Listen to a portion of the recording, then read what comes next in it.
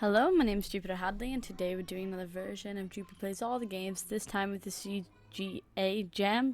The CGA Jam challenged developers to make games using a very specific color palette, so there were a couple of color palettes to choose from, and developers had to use those to make the games. There were a variety of themes, including History Repeats Itself, Always Faster, Gravity, and Wild West/West World. All of these color palettes had 4 colors that fit with the jam, and it also said that developers should use 8-bit or chiptune sounds, because that also fits in. I'll be playing all of these games for about a minute each, 10 per video. Links to individual games will be in the description, so you can check them out and play them a bit further. All my info is also in the description. At the end, I'll probably have an article of my favorites on Game Jolt's Fireside. This video is brought to you in part by the lovely people on Patreon who support me so I can continue to cover jams. If you want to support me because you like my content, you want me to continue doing this sort of stuff, there is a link in the description to my Patreon, and it's very helpful. Thank you very much for watching and liking and commenting. Next, we're playing Golden Sword of Dragonwalk. Should have probably clicked help and read how to play, but I didn't. Alright. A visit to Grandma Carmen's means a day of exploring, for your lonely old grandmother lives in a tall mansion with hidden closets and passageways, and attic rooms that haven't been opened since before you were born. You gobble down the toast and jam she has prepared for your lunch and ask to be excused. You can't wait to climb the cracked stairway and search out the fresh surprises the old house always offers. Just a moment, Grandma Carmen says, wiping crumbs of toast from her chin with a yellowed lace napkin. Before you disappear for the day, I have a little surprise for you. The doorbell rings and she walks down the long hallway to the front door. There's the surprise now, she says. She opens the door and a little girl walks in. It's Stacy, who lives down the street. Ooh, I clicked out of the box, I'm sorry. What's the surprise, you ask, impatient to begin your exploring. Stacy is the surprise, says Grandma Carmen. I promised her mother you'd look after her this afternoon. You don't mind, do you? Don't mind? A 7-year-old kid underfoot while you have dark caverns to explore, mysterious passageways, and endless treasure-filled tunnels to travel. Grandma Carmen looks at you sternly. Of course I don't mind. You stay quietly. You climb the creaking attic stairs slowly with Stacy right behind. The two of you creep through dark rooms filled with wisps of cobwebs and dust thick as snow. A curving passageway leads to another one, and at the end of this silent tunnel, a circular room unfolds, a room you've never seen before. Now don't touch anything unless I say it's okay, you tell Stacy. But you are already too late. Stacy has picked up a large blue vase with strange writing around the base. Isn't this pretty? She asks, holding the vase up. As she does so, the bookcase on the far wall begins to slide open. Stacy, what have you done? You cry, startled by the moving wall. Look, a passageway behind a bookcase, a secret tunnel. Come on, let's see where it leads. No, Stacy says, backing towards the doorway. Let's get out of here. I'm scared. Agree to go to another room. Okay, Stacy, it's okay. I'm going to be nice to our guest. This is a pretty interesting game. I love the graphic style. It sounds like a very mysterious house that I really do want to explore, and it's very well written. Next, we're playing Trash. Alright. So we play this character. And we can pick up objects. I don't know, put them away maybe? Yeah, we're gonna pick up toys. So this game is unfinished because the developer didn't have quite as much time as they figured they would due to school and other things. I like the variety of toys that they were able to do in such a short amount of time. So I really like mundane tasks, like methodically picking up toys and games and stuff. I don't know why, but I do. Like when I play The Sims on my own, I'll just methodically go and discover each, all the skills. Like I'll just methodically read all of the cooking books and then work on the cooking skill and then move on to the artist skill and stuff. So I don't mind this game at all. I think it's a very good start. The player movement feels right, which is something that's sometimes hard to get correct. But the movement feels spot on. What other stuff? Oh, I've got stuff to put away in the closet. Ooh. Let's put away the last snake. And I'm just cleaning up my house. I wish our house was this big.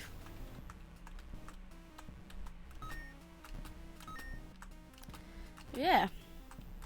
Next. We're playing Radiant Horizon. Alright, so we're just going to fly our little ship and avoid hitting any of this rubbish that's in the road. Awesome. Replay. Perfect.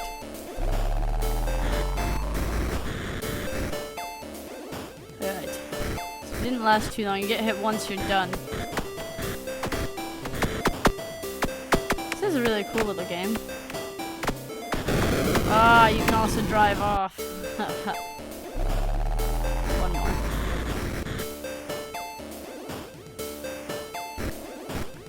The ship ends up going quite fast.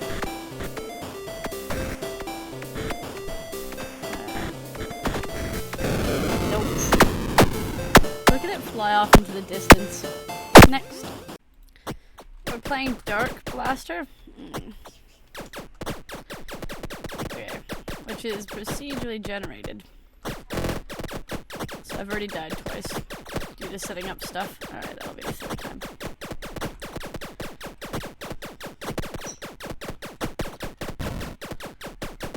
We killed one. Killed two.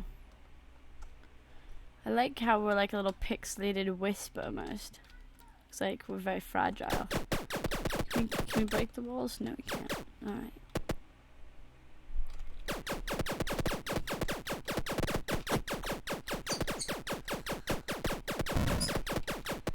Bam.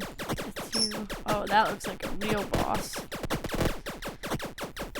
We get quite close to that to even like, ooh, we died. To even shoot it, I was gonna say.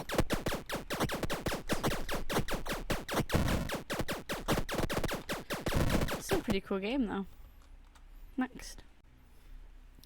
We're playing Passion in the Feyntank Path. You feel observed by whom or what you don't know, but the feeling of a strange gaze makes you shudder. You feel relieved with every step that gets you closer to Fort Bowie, now standing only half a mile away. But just when you thought you were about to get rid of that shivering stare, a loud and blood-chilling battle cry arises from the hills. Ambush! Adopt defense position, soldiers! Yes, my colonel. The company gets into formation waiting for the enemy. Soon they see the figures approaching. Apaches? Wait for my signal to shoot, men. You wait nervously, clenching a rifle in your hand. The natives ride furiously towards your position and start shooting their weapons. A couple of men fall. Fire! The thunderous roar of the guns burst, and the smell of gunpowder fills the air. Suddenly, the ground starts to tremble. It resembles a big cavalry charge. Retreat to the fort! Just when the men start the hasty run towards Fort Bowie, the earth erupts in several spots, and chunks of dirt and rocks flow through the air. The Indians keep giving chase, but you hear rattling sounds, and through the corner of your eye, you can see something big moving very fast. Get in. Thankfully, the company arrives at the fort and closes the big gate behind them. When the soldiers thought they were finally safe, the wooden doors burst open and a couple of big creatures get in. What in all tarnations is that thing? You can clearly see it's a scorpion, a 10-foot-long scorpion rushing in, followed by another one. It approaches Fowler, rises its stinger, and rips through the rib cage of your comrade, lifting him into the air. In the process, and throwing him against the wall with great force. ... Wake up, you chicken liver cowards! The Apache run into the forest. Open fire, god darn it! You don't know what has just happened to you. He was looking at you. His eyes were set directly on you. The 8 of them. You haven't felt like this in ages. You feel a little dizzy, even a tingling sensation on the tip of your fingers. Was that Cupid's arrow? It might have been, but it also was an Apache arrow hitting O'Huggins in the eye. Dang. The soldiers finally open fire repeatedly on their enemy, and several Indians fall. After some tense moments, the company keeps their ground and repels the attempts to overrun the fort, which causes the I know I'm saying their names wrong, and their beasts to retreat. You're sure you just felt a pinch in your arm, but when you turn around, there's another cloud of dust. I'm gonna fall in love with a monster. This is another, surprising but nice story-based game. I love the graphics. They're beautiful. Next. We're playing Feyntank Path. Alright, so we move, we shoot things, and we collect things. Okay. Let's click this. Let's also click that. Oh, so we don't shoot blocks. We do shoot those other things. That was a nice little start menu.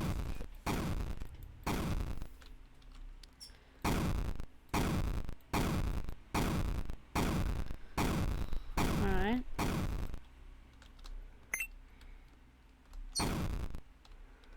Don't shoot the pink things. Alright. I mean, so far so good. Nothing seems to shoot back. Driving the tank feels quite nice.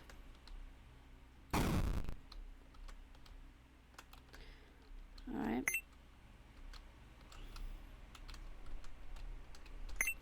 Okay. Shoot that. Need to back up. Just following my blue arrow. Because that shows me what's nearest. Oh. I mean, we're not the best. We're not the worst either. Cool. Next. We're playing Snacktime for Snakes, which looks amazing. So, you're trying to find mice. There's a mouse. And then eat them. Yeah, meh. So, it's not easy to find the mice.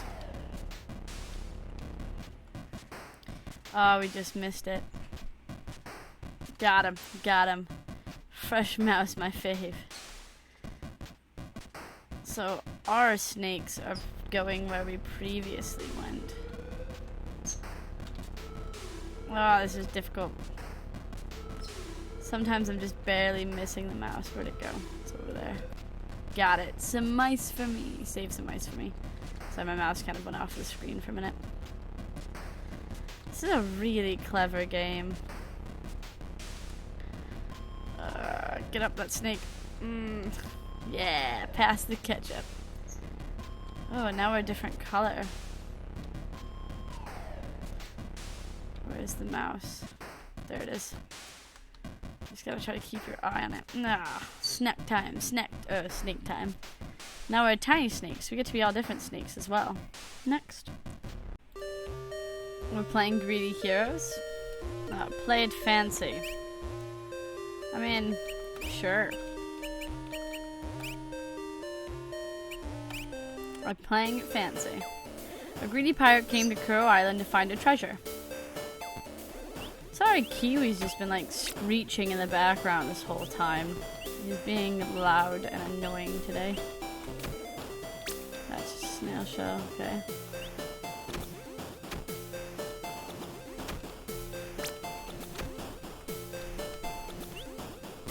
It says X, but that's what X does, it fires, so I don't know.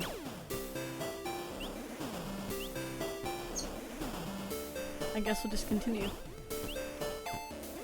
The graphics are lovely.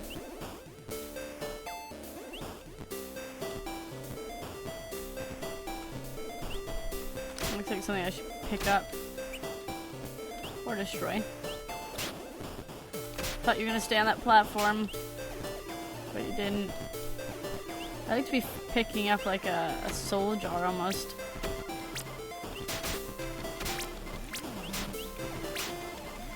Gonna die.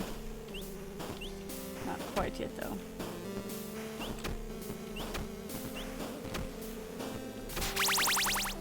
Ah, so soul jars is sort of to level up. Okay.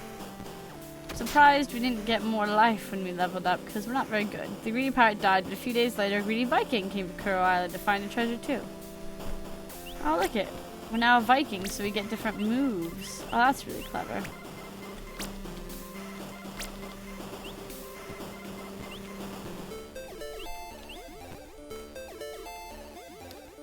Alright. So we really only have one attack with this guy, which is that, because the other one takes ages to recharge. I'm gonna go this way.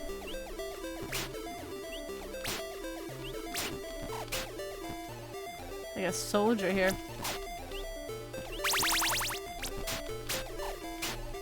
Alright.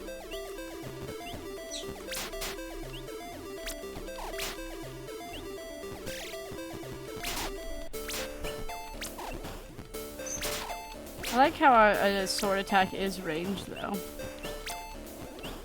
Really nice platformer.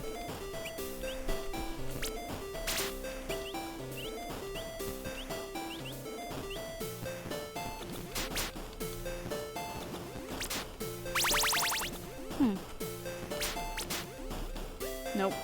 Next. Oh, we're playing Death Ritual?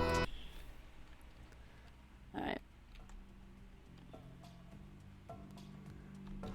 Okay, I think this is a typing game. Where you have to type... Oh, Satan. To do the Death Ritual. So far I've done very bad though. I'm not quite sure why. I don't know what the hieroglyphics mean. Maybe that's a T. Maybe that's an O. Nope, I clicked the wrong thing. That didn't look right. Just trying to make that an S, but it might not be an S. That's not an A. Oh, that may be an O. That's a T. Okay.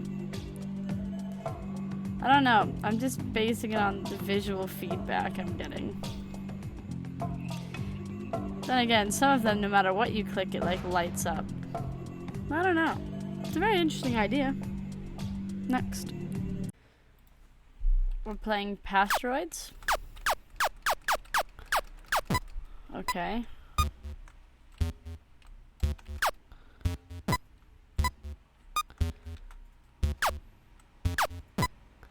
Alright, so older versions of ourself could shoot us, I bet. Okay.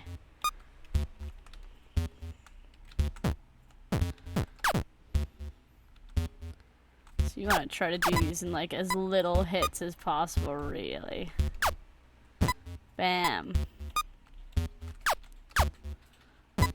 Got it. I mean, I'm pretty good at this.